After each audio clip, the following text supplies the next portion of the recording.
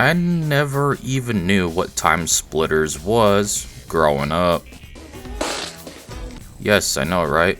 Well, after G-Man Lives introduced me to the games, I thought, wow, these look pretty bad. Uh-oh, this could get ugly. I just never saw the appeal, and everyone who was praising them were those that grew up with this trilogy of games. So I just thought it was another Pokemon Syndrome situation. Excuse me, what? Okay, for those who don't know, Pokemon Syndrome is when you think something is good just because you grew up with it and never question it. You'll autistically screech and attack someone for not seeing it the way you do. And given the average Pokemon fan, this is the best name for the syndrome in a nutshell. Hard to argue with that. So anyways, I decided since I never really gave the third game a fair chance, I wanted to start all over again with the first game, working our way through this trilogy and see if we can find what makes these games so special. And after playing around with the first TimeSplitters, I could say, without a doubt, 3, 2, 1, go! How the fucking hell did this ever spawn a franchise? Yep, get comfortable. I think we're gonna be here for a while. TimeSplitters is a first-person shooter exclusively for PlayStation 2, developed by Free Radical and published by Eidos in the year 2000, with no real plot or idea of what's going on, as you just shoot stuff throughout several levels, collecting something and returning to the start of the level, with never-ending respawning enemies. Yep, that's it. You could tell it wasn't exactly well thought out and clearly rushed out the door. Or at least we can only hope so, because otherwise, yeesh, this game is even worse than originally thought. As to why? Well, let's get into it, starting off with the story mode.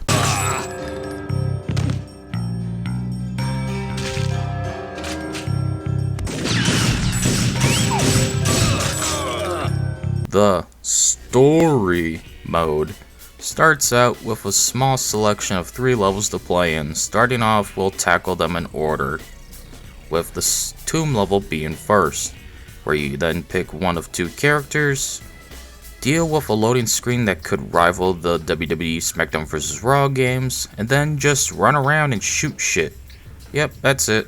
There's no real plot whatsoever, it's just that bad.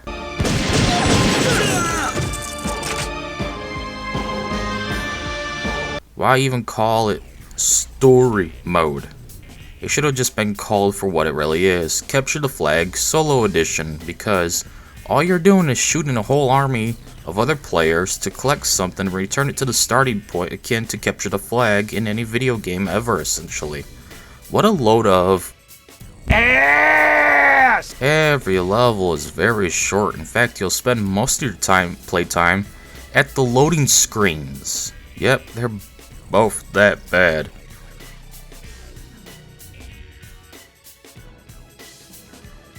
Every level is so short and pointless, you will never remember a single level. In fact, I can't remember jack fucking shit about any of them. I don't even remember playing these levels at all, even though I'm looking at the recordings of me doing so. It's just that bad.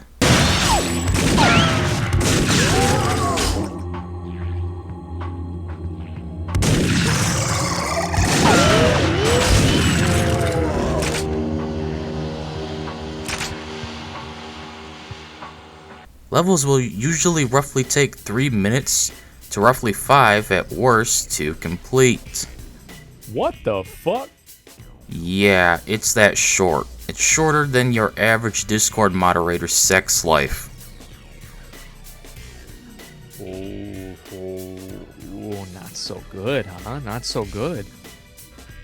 Every single level is the same. Run through, shooting everything in sight, locating an item that doesn't look like a normal pickup, then bum rushing back to the start of the level as freakish characters spawn in non-stop to stop you. The end. Overall, just a terribly droll experience. You're all blinded by nostalgia to think this is a good game. Very true. Oh man, the controls. Ugh. Controllers were never meant for first-person shooters. No ifs, ands, or buts about it. This game controls poorly, even though As you can see on screen, there's not a whole lot to it. Hell, you can't even jump. Get the fuck! Yeah, a common feature in FPS games isn't even here. And given this isn't GoldenEye, we shouldn't be this grounded. TimeSplitters is a fast-paced game where movement is necessary for survival. So why am I not allowed to jump? It's awful. Outside that, the controls are just clunky. The camera is inverted. Having to use the D-pad to swap weapons isn't really that ideal. Triangle for reload? Really? Hell, square and circle literally do nothing alongside L3 and R3. What? Couldn't have bothered to include a grenade button or even a jump button? Whatever, the gameplay is atrocious.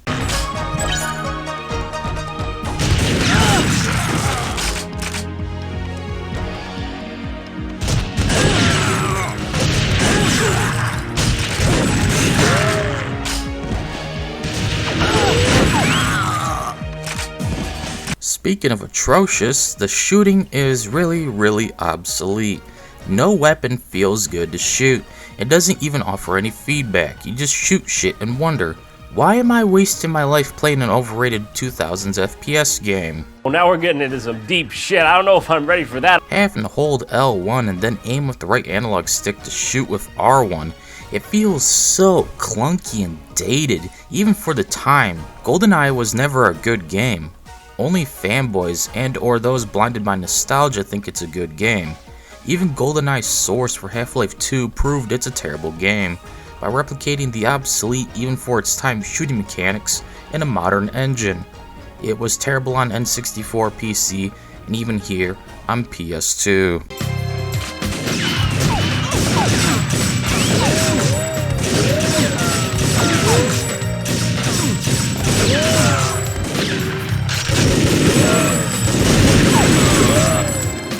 What really sucks is the never-ending respawning enemies that appear all around you, non-stop ambushing you so you can never react in time as someone throws a grenade from behind as 3 guys bum rush you in front with double-barrel shotguns.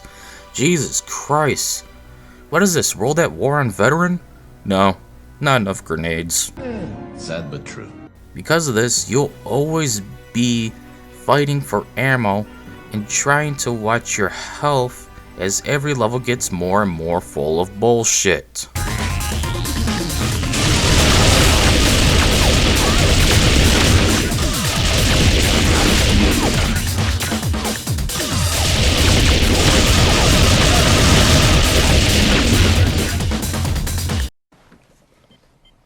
Bullshit! And after you collect the item you were tasked with grabbing, even though you have no direction given, it's just plop, here you are in the level, now figure shit out.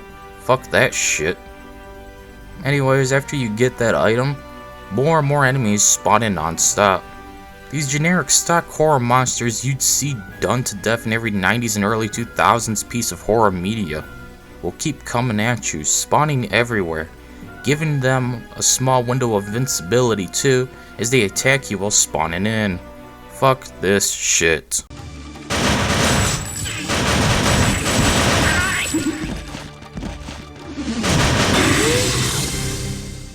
Which brings me to another issue. You die way too fast. It's ridiculous just how easily you die. And one thing I found out is that enemies have a higher firing rate with every weapon than you. So they can literally fire off a double barrel shotgun like it's an AA-12 shotgun.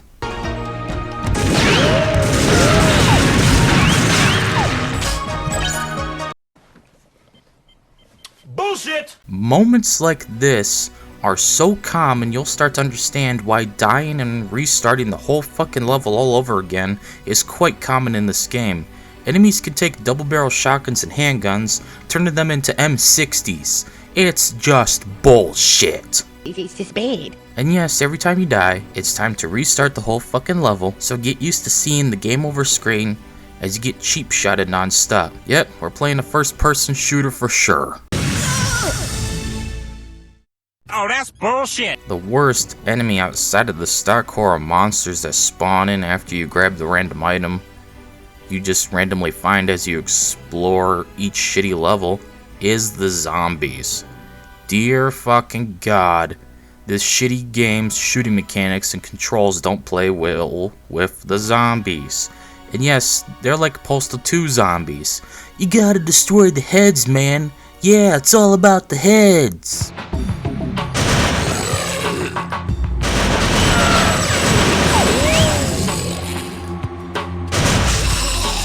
Oh, Jesus Christ.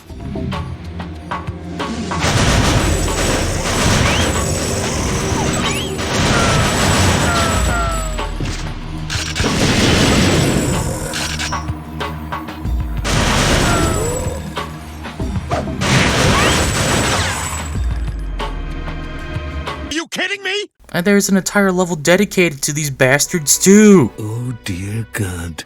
Honestly, after completing several levels on Planet X, which was the worst one by far since you can easily fall off the edges given that there's a tiny collision mesh that was applied, so you'll always fall off even when you're not near the edges.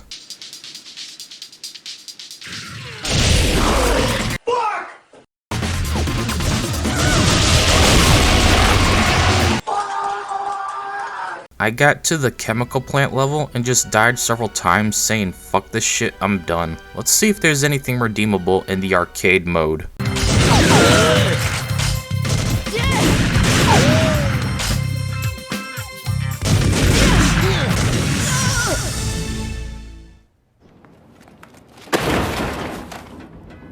So let's move on over to the arcade mode, where it's basically like Unreal Tournament, where we set up a game of our own choosing, to which I'll give it credit for including, otherwise this game would be a complete dumpster fire. In arcade mode, we select the game type to play, what weapons, bots, team options, and more to select from, alongside any unlocked levels from the story mode as well. But of course, most are not one-to-one rehashes of the story mode levels, outside of Chemical Plant for example. Anyways, it's neat to have so much customization.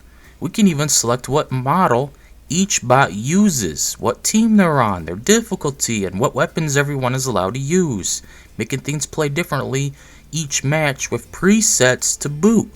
Overall, this aspect I do like. Yay! After you have everything selected, you get to pick your character model, and which team, if any, if available or not. Then begin playing, but man, these models, dear God, the style just wasn't really there for the time period. 2000 tech makes everything look so cursed in comparison to TimeSplitters 2 and Future Perfect. It's a nightmare in day difference. So you know what that means.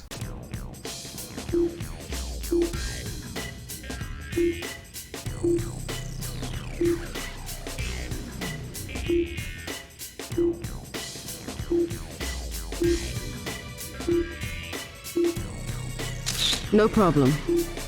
Nice fucking model! When it comes to the modes, you got your usual deathmatch experience, which can be made into a team deathmatch option, which I prefer overall, especially if you got 4 teams duking out at once. The sheer amount of gunfire, explosions, swearing and screaming with the high energy music of Unreal Tournament makes for one of the best experiences in gaming. But here?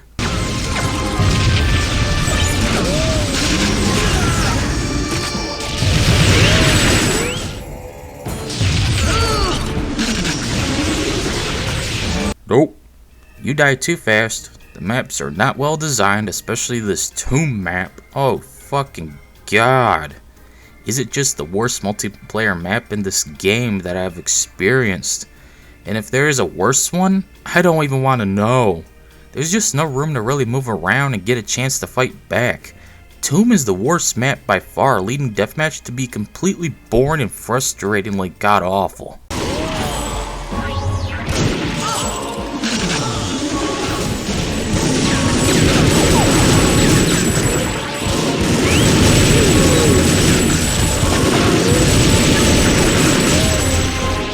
Bag tag, however, caught me off by surprise. I had no idea what was going on at first, till I caught up to everyone fighting over a bag.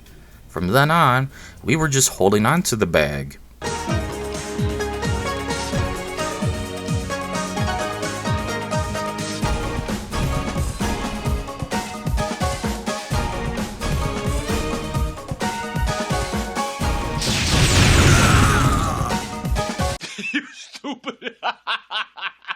racking up time within a time limit. Whoever had the most time holding onto the bag was the winner.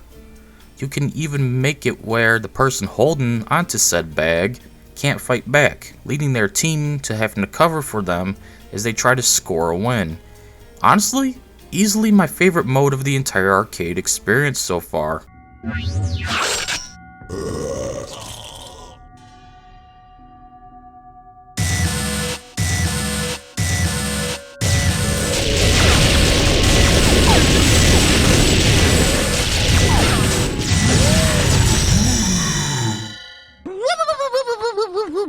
Capture the Bag is this game's Capture the Flag.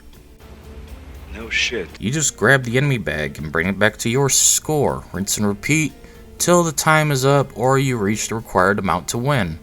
Overall, not a good mode, mostly because of the terrible map design. This level is just so empty, huge, and boring to play through. It reminds me of several bad CTF maps in Unreal Tournament. Can't remember their names, but they're very similar in design. I hated this mode. Why are so many of these maps just dog shit?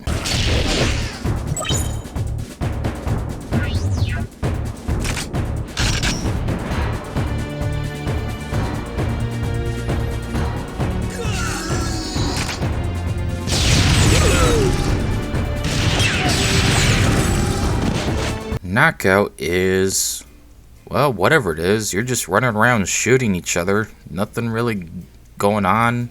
No one's getting any points. And then after a while, it turns out you gotta grab a key and bring it back to your spawn point to score. Wait, what?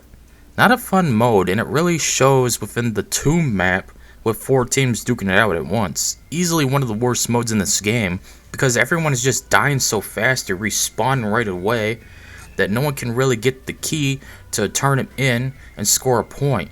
It's just a mess of a mode, a terrible map. I just don't like this. Who likes this shit? Oh, but it's not over yet. But wait! There's more! Yep, we got another mode that isn't that fun either. Mostly because it's just so straightforward and boring to play. You ever enjoy escort missions in games? Fuck you! I ain't having that shit! Exactly, no one does but the sick fucks that worship Resident Evil 4, which is a $70 glorified escort mission that takes well over 4 hours to complete.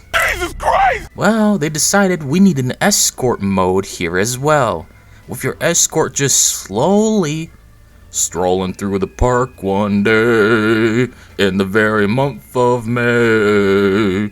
I was taken by surprise by a very shitty game mode. I was strolling through the park one day. Oh man, what's he gonna do for an encore? You don't even have to really try. Just wait a few seconds and it's over. The whole experience takes less than 1 minute to complete. You don't even swap sides. You just always play as the escort guards, with only 4 people allowed to play.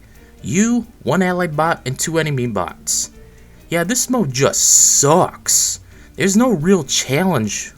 No real fun at all. The very last mode available was Last Stand, which caught my attention as to what kind of Last Stand this was. Was it where we all have a limited number of lives and had to deplete them to win? Was it where we have to fight non-stop waves of enemies for as long as possible?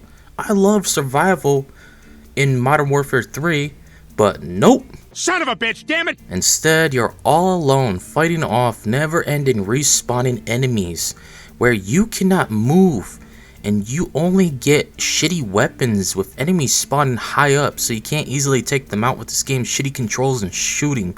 Oh, fuck this mode, man. If you move just an inch, you'll explode. You have to stand there. You're not given any time to really run and grab any ammo. Your goal is to stop the enemies from shooting a barrel? You're protecting a radioactive barrel? I'm out, yep, I'm out. Lastly, we have a map maker to play with. Too bad it's very clunky and unintuitive, taking forever to make anything. Even then, it'll never look good since everything must be a tiny linear corridor with no real open pieces to play with, especially outdoor pieces. That wasn't added until Future Perfect, which sucks because every game has several outdoor sections you'd probably want to play with in your own custom version via the map maker. But nope, the developer just didn't think that's a good idea. Wait, we got footage of developers behind the scene to explain everything. Hold on, folks. Well, that explains a lot. Anyways, the overall mechanics are simply looking for an empty space on the grid, then press X to place a corridor piece, then you press X within the corridor piece you've placed to alter item placement like weapon, health, and spawn points. Then you can also alter the lighting, and that's about it. Overall, a pretty shitty tacked on map editor that just begs the question with why even include it in the first place.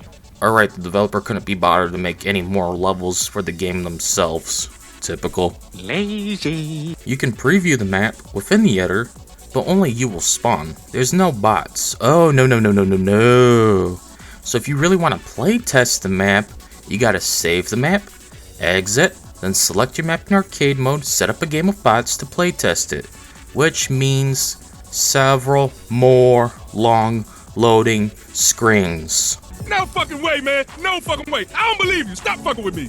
Yeah, overall the map maker is vastly limited and tacked on pointlessness. You can't even place NPCs or anything.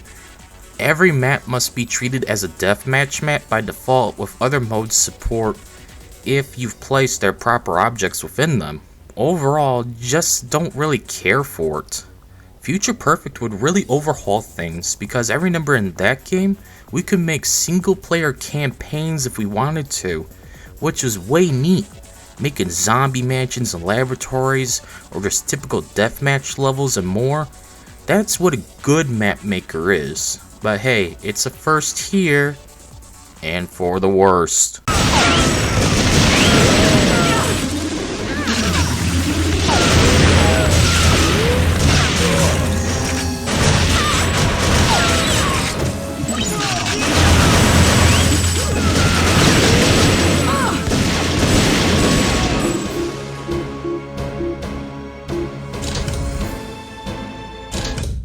Oh god, load times. What the hell is up with the load times? Ranging from 20 to 40 seconds a pop depending on various factors, with arcade mode being the worst offender.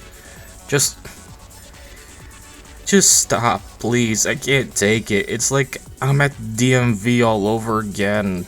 God, just get it over with, man. Come on. I could read the Bible 10 times in a row before these loading screens are over with.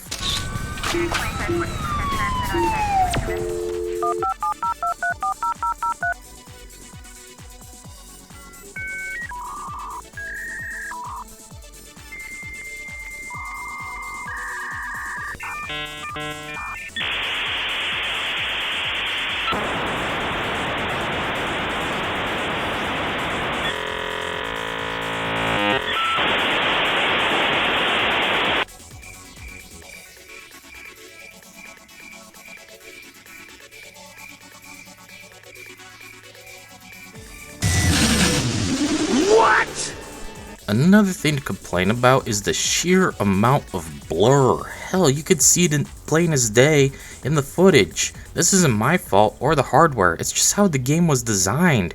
You can't really get rid of it either, so enjoy this blurry, clunky, obsolete mess of an FPS. I won't, and I didn't. Best part about this game overall is just the music. Hands down, it's good. Nothing iconic and memorable, but it's some good shit.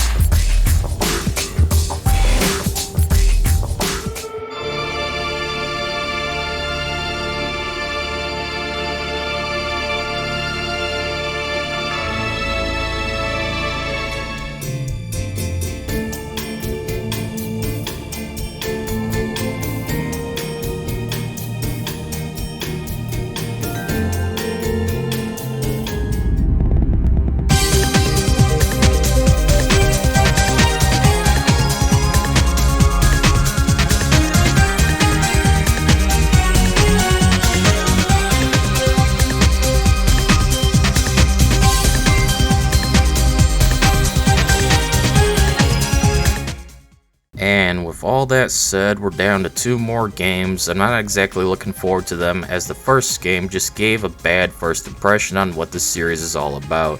It's amazing to think this game was a full-price AAA title released back in the day. There's no way it's even worth $20. Hell, I'd even question if TimeSplitters 1 is worthy of a $5 rental for 3 days at your local video store. Shut up, old man. But hey, maybe the sequels will improve upon this foundation, right? They have to. Otherwise, man, you guys are really blinded by nostalgia. Glad I never grew up playing this game, cause it's not really worth going back to. Anyways, let's wrap this shit up. Whatever. At the end of the day, TimeSplitters 1 is just a mediocre game I can barely even recommend. If it wasn't for the multiplayer mode of bots and a tacked on map editor, I'd see this game for what it really is, garbage. But those additions help salvage it, along with the music, variety of levels of weapons and models as well. Even if they are cursed looking. Yeesh, this style just wasn't really possible at the time of this game's release. The tech just wasn't there compared to what I remember of Future Perfect being. Way better looking. Hell, even TimeSplitters 2 looks way better. Thanks.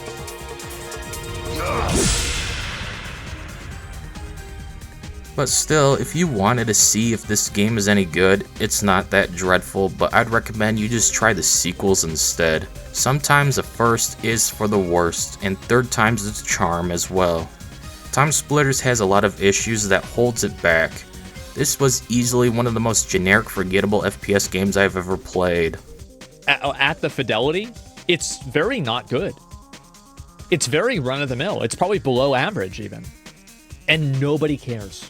Eventually, we'll get into the sequel, as I'm trying to be more optimistic about this trilogy of games. But it's just so hard to be when the first game just makes you wish you were doing anything else but playing it. Absolutely. Yep. Anyways, that's it for this video. See y'all later.